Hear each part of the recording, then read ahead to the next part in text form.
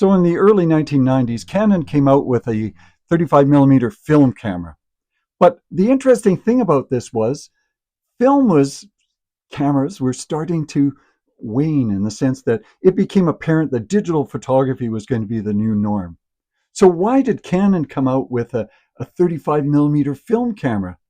Well, there were a number of reasons.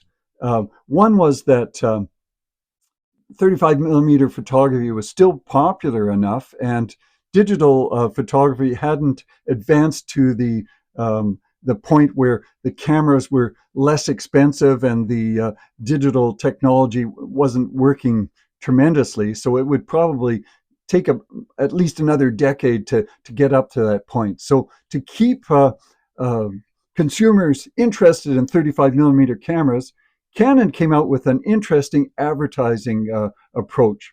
So they called this the Canon Rebel. Now, you use a name like that, that's unusual for a camera name called a Rebel. So anyone who hadn't done 35 millimeter photography thought, well, this is maybe a thing that goes against the grain, something where I'm working outside of the box. I'm buying a camera that has the name Rebel in it. And so it did attract a lot of people's attention.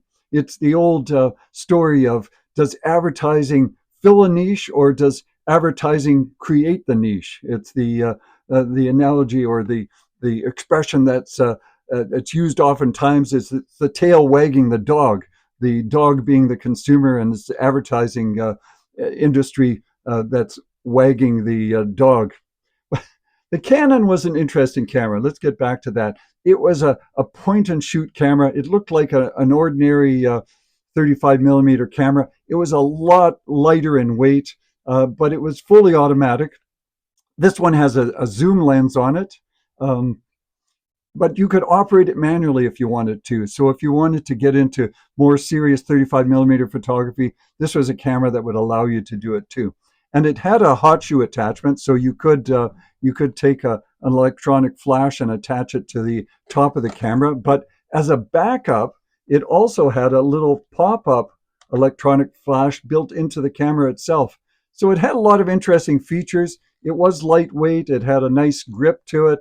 The Canon Rebel, it was something that probably got a lot of people into photographing with 35 millimeter cameras.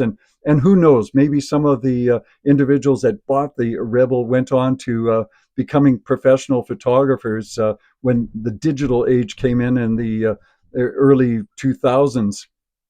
We'll never really know for sure, but interesting part of photographic